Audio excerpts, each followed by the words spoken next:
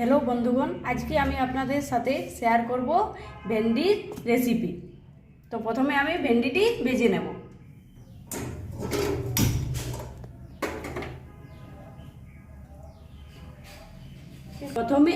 প্রথমে আমি কড়াইতে তেল দিয়ে দিলাম।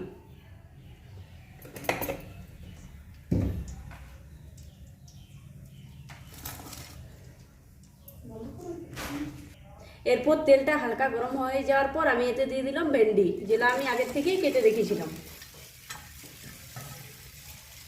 এবার আমি আস্তে আস্তে ভেন্ডিটি ভেজে নেব।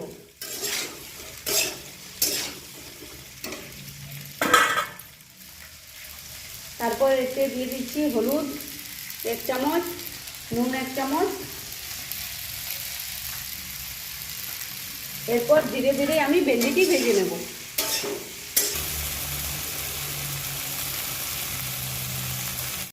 এখন রয়েছি সেই রাজ্যটির নাম হচ্ছে মধ্যপ্রদেশ। তো এই রাজ্যটিতে ভেন্ডির প্রচলনটা একটু বেশি, তাই আমরা এখানে ভেন্ডির সবজিটাই বেশিরভাগ খেয়ে থাকি। তো আজকে আমি সেই ভেন্ডির সবজিটি আপনাদের সাথে শেয়ার করব। তো আমার ভেন্ডি ভাজা হয়ে গেছে। এবার আমি ভেন্ডিটি একটি জায়গাতে তুলে রেখে নেব। আমি কড়াইতে আবার একটু তেল দিয়ে দিলাম, 2টো শুকনো লঙ্কা দিয়ে দিলাম, কিছু জিরা দিয়ে দিলাম।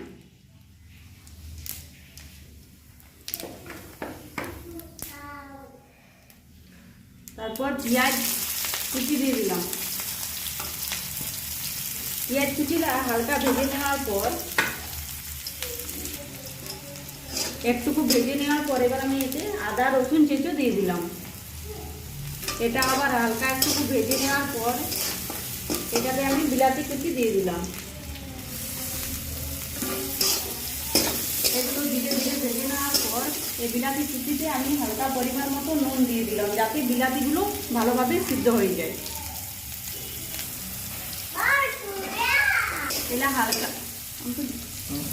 এলা হালকা ভেজে নেওয়ার পর এতে আমি দিয়ে দিলাম হলুদ 2 চামচ, নুন 1 চামচ, জিরে কুটা 1 চামচ, ধনিয়া কুটা 1 চামচ। তারপর এটা হালকা করে ভেজে নেব। দিয়ে দিলাম তাতে আমি যে আলু সিদ্ধগুলো কেটে রেখেছিলাম সেগুলো দিয়ে দিলাম। আলু সিদ্ধটা মশলার সাথে একটু হালকা করে ভেজে নেব। তারপর যে ভেন্ডিগুলো আমি ভেজে রেখেছিলাম সেটা দিয়ে দিলাম।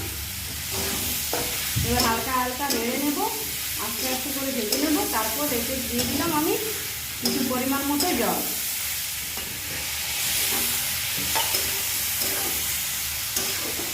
ভেন্ডির সবজিটি হয়ে গেছে। এবার আমি এটাই কিছু জল দিয়ে দিলাম।